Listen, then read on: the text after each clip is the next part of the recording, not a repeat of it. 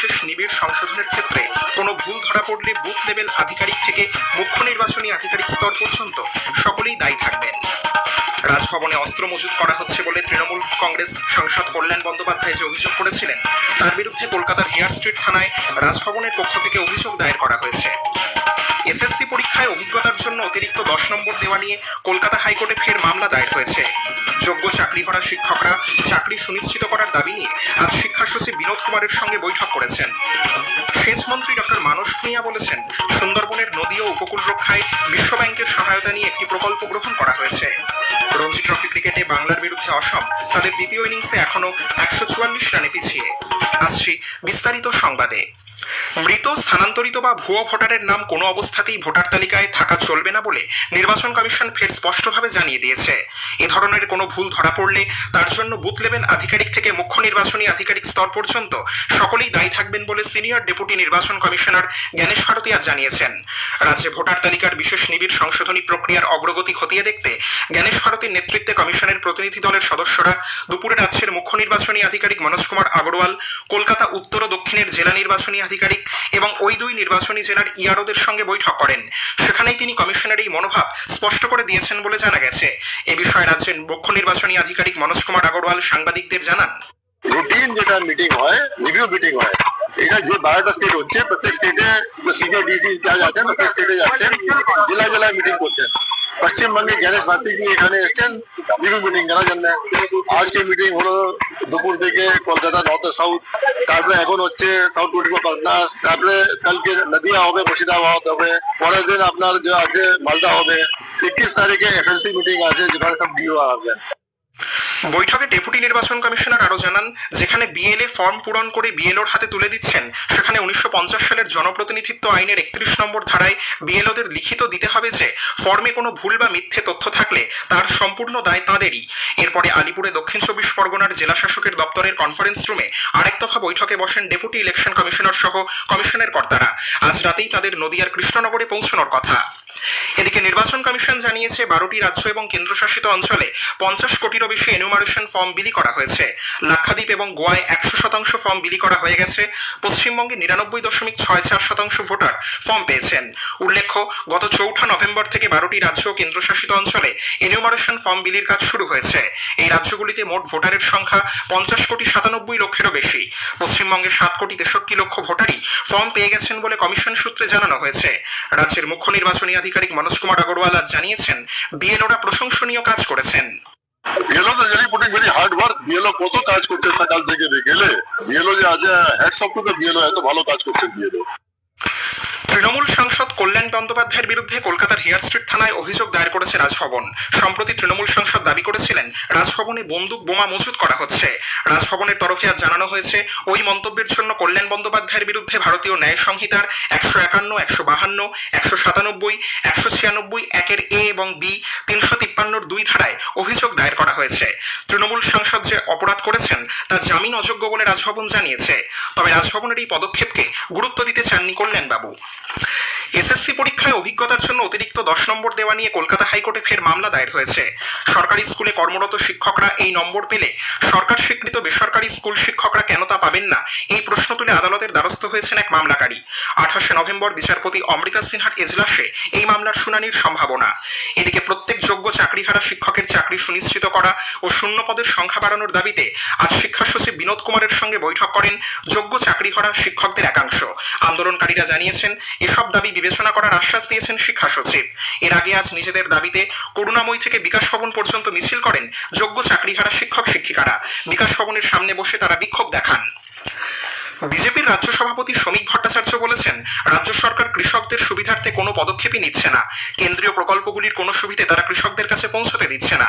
কলকাতায় আজ এক সাংবাদিক বৈঠকে তিনি আরও বলেন, প্রধানমন্ত্রী কিষাণ সম্মান নিধি প্রকল্পে 21তম কিস্তির অর্থ প্রদান করা হয়েছে। রাজ্যের 46 লক্ষ কৃষক এই সুবিধা পেয়েছে, কিন্তু দেরিতে প্রকল্পে যোগদানের কারণে তারা প্রথম 9টি কিস্তি থেকে বঞ্চিত। আকাশবাণী কলকাতা 10টি জেলার জন্য চুক্তির ভিত্তিতে আংশিক সময়ের সাংবাদিক নিয়োগ করবে। জেলাগুলি হলো বীরভূম, আলিপুরদুয়ার, পশ্চিম বর্ধমান, দার্জিলিং, দক্ষিণ দিনাজপুর, ঝাড়গ্রাম, কালিম্পং, হুগলি, পূর্ব মেদিনীপুর এবং কলকাতা। এ সংক্রান্ত যাবতীয় তথ্য www.newsonair.gov.in এ পাওয়া যাবে। আবেদন জানানোর শেষ তারিখ 15 ডিসেম্বর। স্থানীয় সংবাদ শুনছেন আকাশবাণী কলকাতা কেন্দ্র থেকে। সুন্দরবনের নদী ও উপকূল রক্ষায় বিশ্বব্যাংকের সহায়তা নিয়ে একটি প্রকল্প গ্রহণ করেছে রাজ্যের সেচ দপ্তর। এই প্রকল্প তৈরিতে নেদারল্যান্ডের জল সম্পদ বিশেষজ্ঞরা প্রযুক্তিগত সহায়তা দিয়েছে। সেচমন্ত্রী মানস ভূঁইয়া আজ এক সাংবাদিক বৈঠকে জানান, সুন্দরবনের 11টি ব্লকের 39টি বসবাসযোগ্য দ্বীপ জুড়ে আগামী 5 বছরে এই প্রকল্প রূপায়িত হবে। পুরনিয়োগ দুর্নীতিকাণ্ডে এনফোর্সমেন্ট নির্দেশালয় ইডি আজ রাজ্যের দমকল মন্ত্রী সুজিত বসুর মেয়ে মোহিনী বসুকে সিজিও কমপ্লেক্সে জেরা করে। গতকাল সুজিত বসুর জামাই রাহুল সিংকে ইডি দীর্ঘক্ষণ জেরা করেছিল। অন্যদিকে নারী পাচারের ঘটনায় ইডি আজমল সিদ্দিকীকেও জিজ্ঞাসাবাদ করছে। হাওড়ার সাকরাইল থানা এলাকার মৌরি গ্রামে একটি বাইক সারানোর গ্যারেজে আগুন লাগলে সন্দীপ দাস নামে এক ব্যক্তির মৃত্যু হয়। তিনি ওই গ্যারেজের মালিক বলে পুলিশ জানিয়েছে। দুপুর 2টো নাগাদ আগুন লাগায় এলাকায় চাঞ্চল্যের সৃষ্টি হয়। ঘটনাস্থলে দমকলের 3টি ইঞ্জিন গিয়ে পরিস্থিতি নিয়ন্ত্রণে আনলেও গ্যারেজ থেকে বেরোতে পারেননি সন্দীপ বাবু। দিল্লির এক কুখ্যাত গ্যাংস্টারকে আজ দুপুরে রিপন স্ট্রিট থেকে গ্রেপ্তার করা হয়েছে। মোহাম্মদ সোহরাব নামে ওই দুষ্কৃতী নাম ভাড়িয়ে কলকাতায় এক বাইক চালাতো। তার নামে বেশ কয়েকটি খুন ডাকাতির অভিযোগ আছে। কয়েক মাস আগে সে তিহার জেল থেকে প্যারোলে মুক্তি পেয়ে পরে জেলে ফিরে না গিয়ে কলকাতায় পালিয়ে আসে। গোপন সূত্রে খবর পেয়ে দিল্লি পুলিশ ও পার্ক স্ট্রিট থানার পুলিশ যৌথভাবে অভিযান চালিয়ে তাকে গ্রেপ্তার করে। আগামীকাল ধৃতকে আদালতে তুলে ট্রানজিট রিমান্ডে দিল্লি নিয়ে যাওয়া হবে। ব্যাগ ভর্তি মাথার খুলি ও হাড়গোড় উদ্ধারে বনগাঁ থানার ঢাকাপাড়া বনবিবিতলা এলাকায় আজ চাঞ্চল্য ছড়িয়েছে। প্রায় মাসখানেক ধরে জলমগ্ন এলাকায় একটি ব্যাগ পড়ে থাকতে দেখলে এলাকার এক ব্যক্তি তা খুলে মানুষের খুলি ও হাড়গোড় দেখতে পান। এরপর স্থানীয় কাউন্সিলর সুরজিৎ দাস জানতে পেরে বনগাঁ থানায় জানালে পুলিশ তা ময়নাতদন্তের জন্য পাঠায়। উর্স উৎসব উপলক্ষে কলকাতা পুলিশ আজ সন্ধ্যে 7টা থেকে আগামীকাল সকাল 6টা পর্যন্ত মধ্য কলকাতার বিভিন্ন রাস্তায় যান চলাচল নিয়ন্ত্রণ করছে। এই সময় দ্বিতীয় হুগলি সেতু, খিদিরপুর রোড সহ বিভিন্ন রাস্তায় যে কোনো ধরনের পণ্যবাহী যান চলাচলের উপরে নিয়ন্ত্রণ জারি করা হয়েছে বলে কলকাতা পুলিশের তরফে এক বিজ্ঞপ্তিতে জানানো হয়েছে। এই সময় বিভিন্ন রাস্তায় চলাচলকারী যানবাহন অন্য পথে ঘুরিয়ে দেওয়া হচ্ছে। 3 বছর ধরে মৎস্যখটি বা মাছের আড়তের সহায়ক কর্মীদের ভাতা না দেবার অভিযোগ করেছে কাঁথি মহকুমা খটি মৎস্যজীবী উন্নয়ন সমিতি। কলকাতা প্রেস ক্লাবে আজ এক সাংবাদিক বৈঠকে সংগঠনের আহ্বায়ক লক্ষ্মীনারায়ণ জানা অবিলম্বে রাজ্য সরকারের কাছে বকেয়া এই পাওনা মিটিয়ে দেবার আবেদন জানিয়ে বলেন, মৎস্যজীবীদের সমবায় সমিতিগুলি মৃতপ্রায়। সেগুলি পুনর্জীবিত করে রাজ্যে মৎস্য ও সমবায়ের অ্যাপেক্স বডি বেনিফিসের নির্বাচনের মাধ্যমে বোর্ড গঠন করে সমিতিগুলির আর্থিক উন্নয়ন ঘটাতে হবে। আমাদের প্রথমত কথা হচ্ছে যে জায়গাগুলো বন দপ্তর, ভূমি দপ্তর এখন পর্যন্ত মৎস্য দপ্তর হ্যান্ডওভার করছে না। বন দপ্তর, ভূমি দপ্তর, মৎস্য দপ্তরের সমন্বয়ের মাধ্যমে অতি সত্বর মৎস্যজীবীদের দখলীকৃত সম্পত্তিগুলো মৎস্য দপ্তরের নামে হস্তান্তরিত করার কথা। 2 নম্বর কথা হচ্ছে মৎস্যজীবী মহিলা সমবায় সমিতিগুলোকে বেশি করে গুরুত্ব দিয়ে তাদের আর্থসামাজিক উন্নয়নের জন্য বেনিফিসের অতি সত্বর নির্বাচন এবং তাদের উন্নয়নের জন্য আর্থিক বরাদ্দ করা। শ্রী জানা আরও বলেন, উপকূলীয় মৎস্য অবতরণ কেন্দ্রে মৎস্যজীবীদের নাম লিপিবদ্ধ না হওয়ায় রাজ্য সরকারের পক্ষ থেকে নানা উন্নয়নের কাজ থমকে আছে। আগুন লাগার ঘটনায় দ্রুত ব্যবস্থা নিতে গোর্খা টেরিটোরিয়াল আর্মি জিটিএর আবেদন মেনে রাজ্য সরকার উত্তরবঙ্গের দার্জিলিং ও কালিম্পং জেলায় 2টি নতুন দমকল কেন্দ্র তৈরির সিদ্ধান্ত নিয়েছে। কালিম্পংয়ের গরুবাথান ও দার্জিলিংয়ের সুখিয়া পকরিতে এগুলি তৈরি করা হবে বলে খবর। এজন্য মোট 10,45,20,000 টাকা বরাদ্দ করা হয়েছে বলে অর্থ দপ্তর সূত্রে জানা গেছে। কল্যাণীতে 4 দিনের রঞ্জি ট্রফি ক্রিকেটের আজ তৃতীয় দিনে বাংলার বিরুদ্ধে অসম দ্বিতীয় ইনিংসে 3 উইকেটে 98 রান করেছে। ডেনিস দাস 63, সুমিত ঘাদিগাওকার 30 রানে অপরাজিত আছেন। অসম এখন বাংলার চেয়ে 144 রানে পিছিয়ে আছে। এর আগে বাংলার প্রথম ইনিংস 442 রানে শেষ হয়। শাহবাজ আহমেদ 101 এবং সুমন্ত গুপ্ত 97 রান করেন। অসম তাদের প্রথম ইনিংসে করেছিল 200 রান।